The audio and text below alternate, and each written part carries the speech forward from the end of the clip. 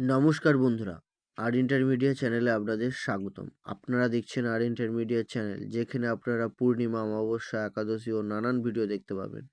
বন্ধুরা, এই চ্যানেলে প্রথমবার হলে চ্যানেলটি সাবস্ক্রাইব করুন এবং ভিডিওটি লাইক করুন, কারণ কোনো নতুন ভিডিও সবার আগে দেখার জন্য। বন্ধুরা, আজকের এই ভিডিওটি শুরু করা যাক। এই ভিডিও থেকে আমরা জানবো 1431 সালের ফাল্গুন মাসের একাদশী তিথি সম্বন্ধে। এই একাদশী তিথি কি একাদশী তিথি এবং একাদশী তিথি কখন শুরু কখন শেষ, সম্পূর্ণ এই ভিডিও থেকে জেনে নেব বন্ধুরা।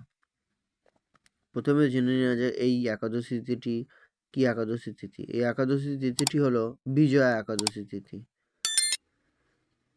এবং একাদশী তিথি কখন শুরু? একাদশী তিথি শুরু তারিখ ও সময়। একাদশী তিথি শুরু 10ই ফাল্গুন অর্থাৎ ইংরেজি মাসের 23শে ফেব্রুয়ারি রবিবার দিবা 10টা 27 মিনিট।